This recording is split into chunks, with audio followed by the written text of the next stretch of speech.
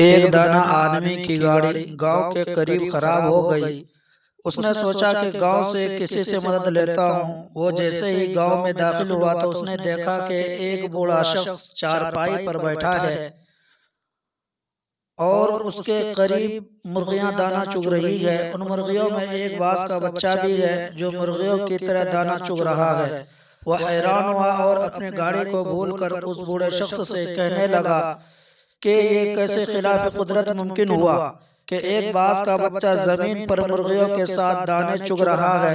तो उस बूढ़े शख्स ने कहा, दरअसल ये बाज का बच्चा सिर्फ एक दिन का था जब ये पहाड़ पर मुझे गिरा हुआ मिला। मैं उसे उठा कर लाया। ये जख्मी था, मैंने उसको मरहम पट्टी करके उसको मुर्गी के बच्चों के साथ रख दिया। जब उसने पहली बार आंखें खोली तो उसने खुद को मुर्गी के चूजों के दरमियान पाया। यह खुद को मुर्गी का चूजा समझने लगा और दूसरे चूजों के साथ साथ उसने भी दाना चुगना सीख लिया। उस दाना शख्स ने गांव वाले से दरखास्त की कि ये बाज का बच्चा मुझे दे दे, तोहफे के तौर पर या इसकी कीमत लेकर। मैं इस पर तहकीक करना चाहता हूँ। इस गांव वाले ने बाज का बच्चा उस दाना शख्स को तोहफे के तौर पर दे दिया। ये अपनी गाड़ी ठीक करवा कर अपने घर आ गया और रोजाना बाज के बच्चे को छत से नीचे फेंक दिया करता था। बच्चा मुर्गी की तरह अपने पैरों को सुकेड़ कर गर्दन में छुपा लेता था।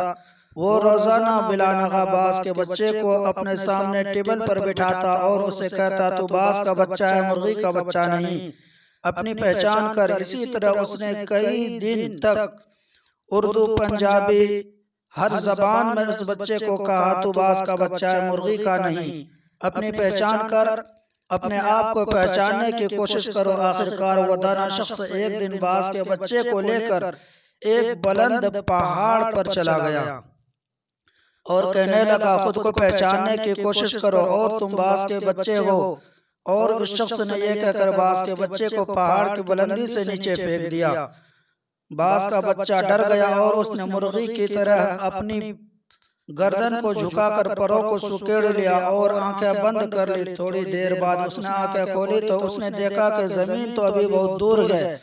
उसने अपने पर फड़फड़ाने लगा और उड़ने की कोशिश करने लगा।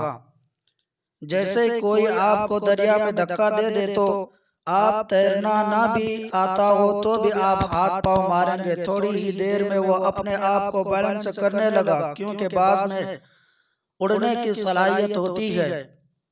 थोड़ी ही देर में वो ऊंचा उड़ने लगा, खुशी से चीखने लगा और ऊपर जाने लगा।